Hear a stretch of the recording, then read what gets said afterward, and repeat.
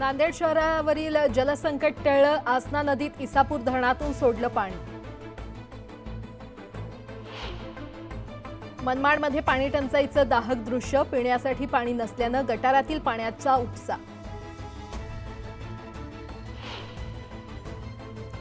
News 18 लोकमतनं नाणेगावातील पाणी टंचाईची बातमी दाखवताच प्रशासनाला जाग। गाळ असलेल्या विहिरींची केली स्वच्छता। धुळ्यात तापमानाचा पारा 40 अंशांच्या वर। बदलत्या तापमानामुळे केळी बागांची वाढ खुंटली। केळी उत्पादक शेतकरी आर्थिक अडचणीत।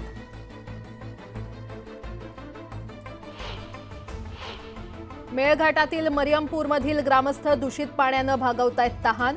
अतिसाराची लागण झाल्यानंतरही प्रशासनाचं दुर्लक्ष।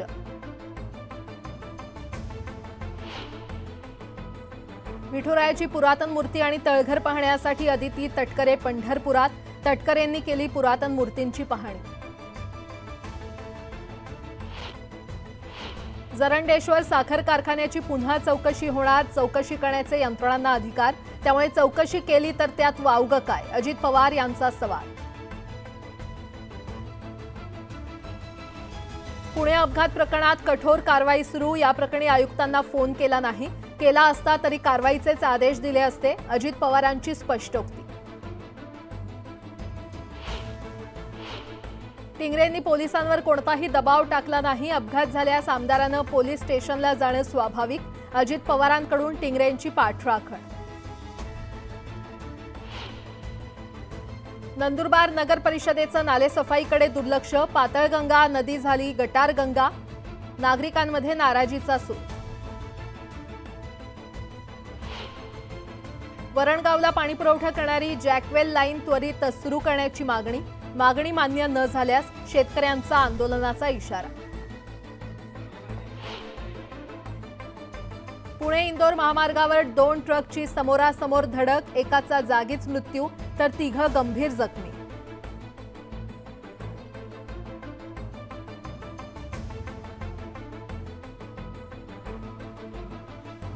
पिंपरी चिंचवड शहरात तरुणाची हत्या। फरार आरोपींना जेरबंद करण्यात पोलिसांना यश।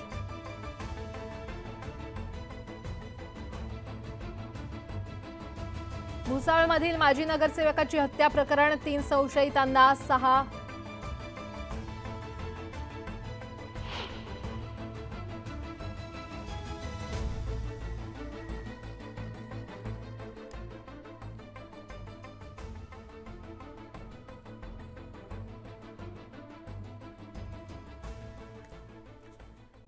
नमस्कार।